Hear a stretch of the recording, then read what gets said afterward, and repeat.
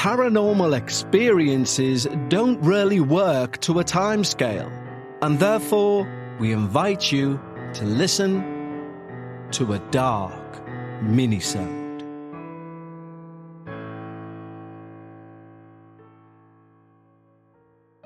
Hello everyone and welcome back to this week's installment of our Dark Minisode series for season 21.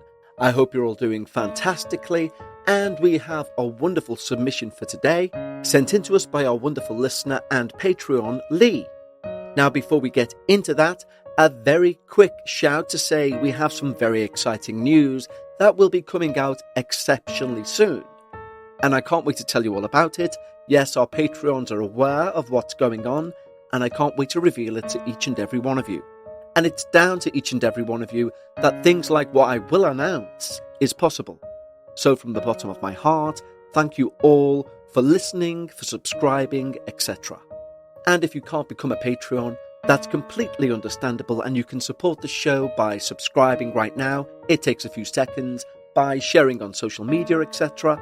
And anything you do to help this show grow is just so appreciated by me. The Dark Paranormal is an independent podcast, which means what I'm about to announce in upcoming weeks is a phenomenal achievement.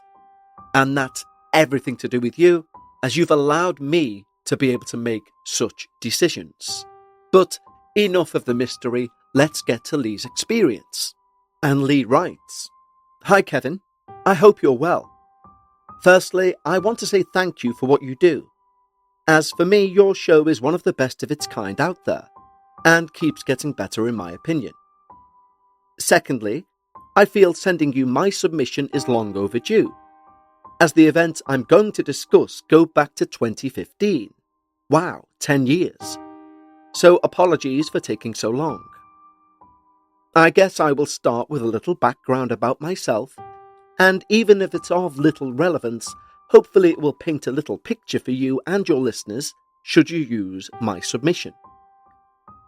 My name is Lee Radford. I'm a painter and decorator, aged 55, and I live in the seaside town of Weston-super-Mare. I grew up having an interest in the paranormal, which I put down to my mother's obsession with all things horror and otherworldly, etc., and hearing numerous family conversations about different goings-on and experiences she had encountered. I always remember subscribing to the Unexplained magazine despite my young age, maybe 9 or 10, and finding any books in the library that covered such subjects, and I just couldn't get enough. As I grew and the years went by and I entered into adulthood, I often remember feeling almost frustration at times that despite my passionate interest in the subject, I literally had no experiences of my own at all, and I often wondered why. I will state at this point I'm completely fine with you using my real name and details provided, as it's something I'm very open about, and I've shared my experiences amongst friends, family and work colleagues since these events of 2015. I will try to give as much detail as possible. I hope I don't bore people, but I'll try and paint a picture that best captures the background and timings, which hopefully will make some kind of sense. So I went through a messy divorce in 2013, and I unexpectedly found myself having to build a brand new life after a long relationship and marriage. It was at the end of August 2013 that I found what to me was almost a dream home. I couldn't believe my luck, and it really helped in moving forward with my new life as a single man. It was what's known as a dormer bungalow, which was built around 2004, I believe, so pretty recent history-wise, and it was built to a pretty high quality specification. I felt genuine happiness with my new situation, which I wouldn't have believed was possible only a few months earlier. However, within 3 weeks of moving in, I found myself in hospital and having surgery. The timing couldn't have been any worse, obviously. And being self-employed, it was quite a worry with all of the time then required off work following, etc. Eventually, life settled down with its normal ups and downs, and I was really enjoying my life in this new property. Jump forward to early 2015, and once again things became difficult, and my health issue was as difficult as it ever was previously, and was becoming a bit of a worry. Then, out of nowhere, I get a phone call from a close friend of my mother's, who is a naturally gifted psychic, and despite not openly advertising the fact, she's had a long track record of working with various police forces and other such agencies. And I only got to know all of this due to the long-standing friendship she had with my mother over the years. She said to me she wished to come round and have a chat if that was okay, to which I was of course more than happy to do so. Long story short, my doorbell rang a few days later. I opened the door and I greeted her in my normal friendly manner, and no sooner had I finished the greeting that she was walking past me and suddenly almost burst into a sprint despite her now being a pensioner. I hurriedly followed after her. By such time she'd flew through the place and was now heading out through the rear entrance, which was a conservatory. She refused to come back in. So I settled some garden chairs out and we sat down and began to talk. She began by saying that this place was very bad for me. It was damaging my health and that I had to leave, as it would only continue to get worse. I explained I had no intention of leaving such a beautiful and perfect home, and that I probably had never felt happier. And it felt like a great home with happy vibes, no negativity, etc. She responded quickly, saying, "Yes, the home is very nice and very modern. That's not the issue." Apparently, it was all about the ground it had been built on which there was real negativity which would continue to drain my health and slowly cause chaos if I stayed. Now, obviously, I felt I couldn't possibly think of leaving purely based on one woman's opinion, and nothing more. And that's when things took a very strange turn. Just a few weeks later, it became apparent, once again, I would require surgery. And coupled with a longer expected recovery time, etc., I knew it was suddenly going to be impossible to stay. I just wasn't going to be able to afford it, and I reluctantly made some kind of peace with myself that this was simply unavoidable, and the best way to deal with it was to front up head on and plan my next steps. Having come to some kind of acceptance of the situation, I decided why not make a start. So I packed up a few books and various things from the bookcase. At least it would be a start, and plus this would help me convince myself that this had to happen. This was going to be a reality. That night I went to bed as normal. My bedroom was a very large room with an ensuite bathroom which had a sloping ceiling and that contained 2 skylight windows. They had blackout blinds fitted to them, but I never used them as I like to see the stars and moonlight etc. when possible, which meant my room was dark but not pitch black due to various street lighting nearby. I was positioned on my back with lots of thoughts running through my mind and decided it was time to turn over and try and settle down on my right side as I always did when getting ready to sleep. As I adjusted into my sleeping position, I lay there looking to my right, which was a whole wall of built-in wardrobes, bright white and very visible in this current nighttime lighting. And there, in my full vision but just slightly to the left, was a full dark figure about 6 or 7 feet tall. It seemed to reach a height from where the ceiling started to slope upwards. Due to the amount of light in the room, I could clearly make out that despite seeing no human-like details, other than head, arms and legs, it was completely motionless, but appeared to be constructed of what I would describe as a mesh or wicker, and have always described it as a wicker man or figure. Bizarrely, given the total weird situation, I wasn't afraid, and I lay there for a few moments trying to make sense of just what I was looking at. Suddenly, without any warning, it raised an arm and swept it towards me and down over my head. And that was the last thing I remembered, and I was out.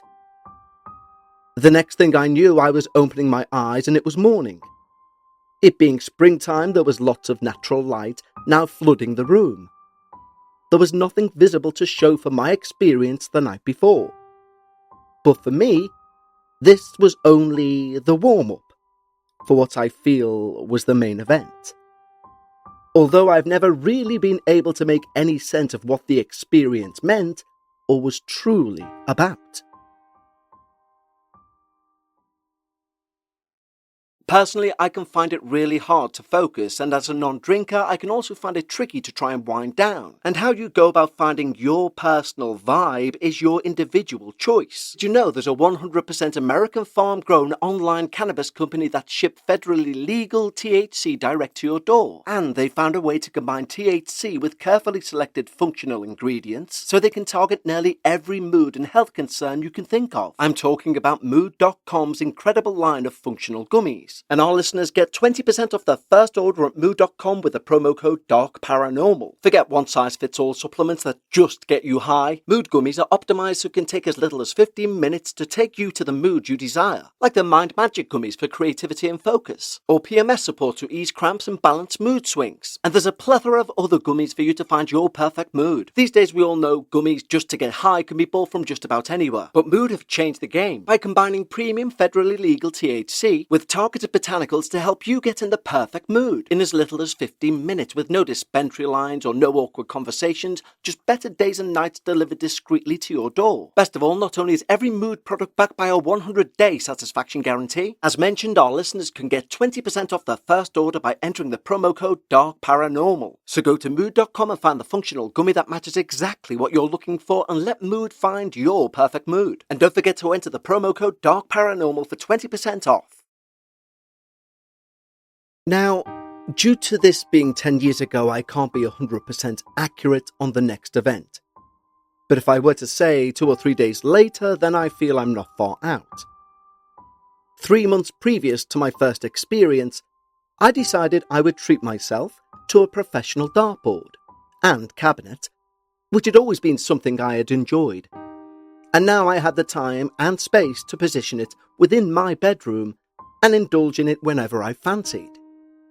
I bought myself some real quality darts, which lived stuck in the board whenever they weren't in use. So, 2 or 3 days later from seeing this mesh Wicker man, around mid-morning, I'm in the ensuite shower. I finish my shower and turn it off, fling the double shower doors open to reach for my towel from the towel rail. At that moment, I hear the unmistakable sound of what I know is my darts hitting the floor in my bedroom. I stand there for a short moment, trying to make sense of just what I was hearing. I then dashed out into the bedroom to find all 3 darts now laying on the floor. 1 stuck in my carpet and the other 2 laying flat.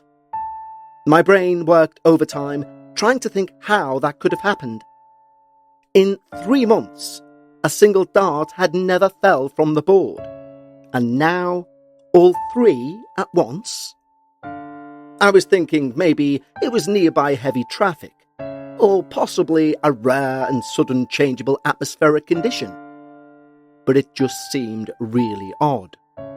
So I proceed to pick the darts up, and I throw them one by one back into the board, despite being totally naked and laughing at myself at how bizarre the whole situation was. I then returned to the ensuite and wrapped a towel around myself. Due to the ensuite also having a sloping ceiling, I had to bend down to clean my teeth, and lowered onto one knee. Once again, I heard the sound of my dart hitting the floor. 2 this time. I rushed back into the bedroom to find 2 darts laying flat on the carpet. I spoke out aloud this time and said, "If you're trying to get my attention, then you're doing a good job." I then pushed them into the board as hard as I could by hand, until they could literally go no further into the board. I finished my routine and got ready and went downstairs to make my cup of tea. and then proceeded to walk through the lounge, heading to the conservatory and exit to the garden to enjoy my tea. My bedroom was directly above the lounge, and as I walked through the lounge, tea in hand, I hear a solid thud from directly above me, and I knew that another dart had somehow left the board. I placed my tea down and I ran upstairs. Despite knowing by now what I was going to find, it still seemed somehow impressive seeing a single dart stuck fast into my carpet. I finally had my own experience, and despite never really understanding what it was all about or meant, I almost felt a little bit honoured, which I know sounds possibly strange, but I'm saying it exactly as it felt to me. Even typing this now makes me feel a little bit wow, like I can't believe this happened, but there it is. If it had ended there, then it had certainly impressed me. But there was one more surprise to come, which to me makes it feel even more out there.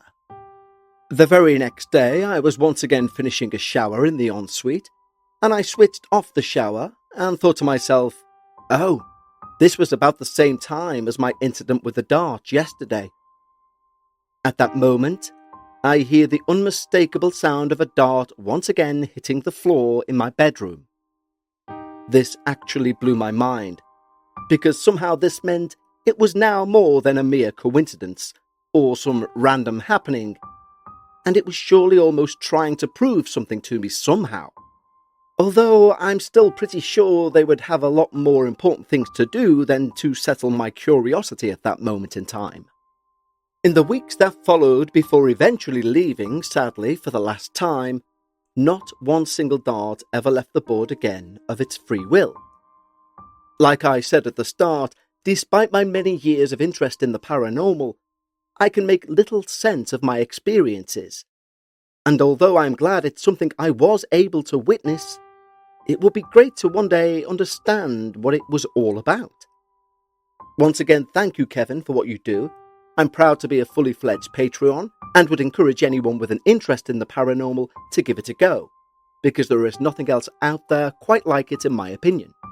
Kevin, if you need any more information on my experience, please don't hesitate to let me know, as obviously I'd be more than happy to help in any way I can. And as I said, feel free to use all my information enclosed, including my name, etc., as I stand by every last part of my experience. Take care, Lee. Well, Lee, firstly, thank you for your experience from Minisode this week. Secondly, of course, thank you for your kind words about the show, the Patreon, etc. I really appreciate that. And of course, we now need to look at your experience. It's funny because I personally resonated with quite a few of your descriptions about both yourself and your interest in the paranormal. Also, we're not too dissimilar in age. I too had a subscription to The Unexplained. And for example, you are hearing my voice right now solely because of my mother's interest in the paranormal. So on behalf of Lee and myself, a big thank you to all of the mothers out there spreading their paranormal beliefs onto their children, because without those, I wouldn't be doing this. Now, people may hear Lee's experience, and because we tend to remember the last thing discussed, we'll walk away thinking this is just about darts falling out of a board. And they will forget the mesh Wicker man in the room, or the psychic who refused to stay in your house. These are perfect examples of why I love shorter experiences, because I fully appreciate and understand just how significant and non-coincidental those darts falling out the board were. Especially the final one, where it seemed to answer a thought that you had. But the darkest and most wonderful thing about your experience, and I mean wonderful from a terrifying point of view, is when this figure waved its arm over you and you don't remember anything until waking. Now for me, I would want to go and get regressed or try and find some way of recalling what happened after that arm was waved over me. Because obviously that's not normal. That's not everyday life. That's literally the dark paranormal. But what I think I love most about your experience, Lee, is its authenticity. You guys, especially Patreons, will know I use the term validator, as in something mentioned or said or a certain cadence or how something is described, that for me, if you're inventing a paranormal event in the hopes of being read out on a podcast, you would not include. And I can tell by your submission the authenticity that is within your experience. For example, if you think logically about it, if somebody is inventing an experience, surely the point where the wicker mesh figure appears, waves its hand over you, and you literally lose all memory until the next morning, you would build from there to something even scarier. But you don't. You kept it real to what happened to you. We go on to talk about the dartboard, and the fact that even though you've pushed those darts into the board as hard as they can go, they still fell out. Now, I also am a darts player, and I can say if you have a professional board and you stick a dart as far as it can go in, sometimes you will need pliers to take that out. That's just how tightly packed the bristles of the board are. So when Lee says he's placed these in with full force and then heard them drop, I happen to know just how impossible that is. And the one question that we'll never have answered is if whatever was in your house, be it, as the psychic lady said, due to the negative ground it was built on, was powerful enough to do something like that, and it was just beginning, what could have eventually happened had you not moved out? Indeed, what is happening maybe right now to the people who live in that bungalow today. I'm not suggesting you do this, Lee, but imagine if you went and knocked and asked that very bizarre question, which is why I wouldn't expect you to do it, of course, of, I used to live here, have you noticed anything strange? Their response will be intriguing to know. But Lee, thank you so much for providing this week's Minisode. It's a lot of food for thought in many ways. And don't forget, if you have your own Minisode or experience of any length, just click the link in the show notes or go direct to thedarkparanormal.com and click Submit My Experience. But until next week, stay safe and take care.